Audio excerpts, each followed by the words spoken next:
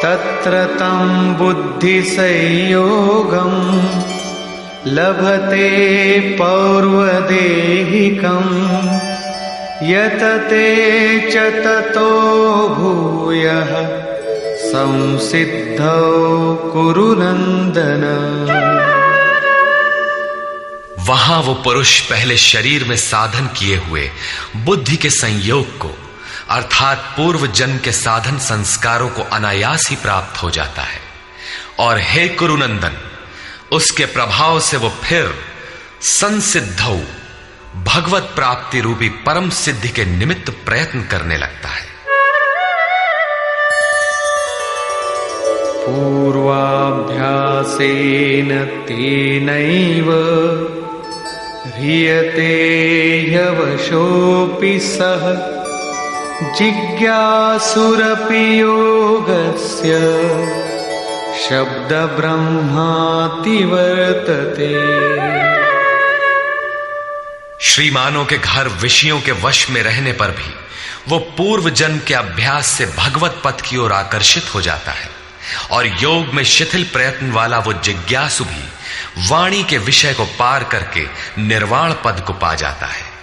उसकी प्राप्ति का यही तरीका है, कोई एक जन्म में पाता भी नहीं। प्रयत्नाद्यतमानस्तु योगी संशुद्ध किल्बिषः अनेक जन्म संसिद्धः ततो याति परां गतिम्। अनेक जन्मों से प्रयत्न करने वाला योगी परम सिद्धि को प्राप्त हो जाता है। प्रयत्न पूर्वक अभ्यास करने वाला योगी सभी पापों से अच्छी प्रकार शुद्ध होकर परम गति को प्राप्त हो जाता है। प्राप्ति का यही क्रम है। पहले शिथिल प्रयत्न से यह योग आरंभ होता है, मन चलायमान होने पर जन्म लेता है, सद्गुरु के कुल में प्रवेश पाता है और प्रत्येक जन्म में अभ्यास करते हुए वहीं पहुंच जाता है जिसका नाम परम गति परम धाम है। योगेश्वर श्री कृष्ण ने कहा था कि इस योग में बीज का नाश नहीं होता। आप 2 कदम चल भर दें, उस साधन का कभी नाश नहीं होता। हर परिस्थिति में रहते हुए पुरुष ऐसा कर सकता है, कारण कि थोड़ा साधन तो परिस्थितियों में घिरने वाला व्यक्ति ही कर पाता है, क्योंकि उसके पास समय नहीं है। आप काले हो, गोरे हो अथवा कहीं के हो, गीता सबके लिए है, आपके लिए भी है, बशर्ते आप मनुष्य हो। उत्कट प्रयत्न वाला चाहे जो हो, किंतु शिथिल प्रयत्न वाला गृहस्थ ही होता है। गीता गृहस्थ विरक्त शिक्षित अशिक्षित सर्वसाधारण मनुष्य मात्र के लिए है, किसी साधु नामक विचित्र प्राणी के लिए ही नहीं। अंत में योगेश्वर श्री कृष्ण निर्णय देते हैं, तपस्विभ्योऽधिको योगी ज्ञानिभ्योऽपि मतोऽधिकः कर्मिभ्यश्चाधिको योगी तस्माद् योगी भवार्जुन। तपस्वियों से योगी श्रेष्ठ है, ज्ञानियों से भी श्रेष्ठ माना गया है, कर्मियों से भी योगी श्रेष्ठ है।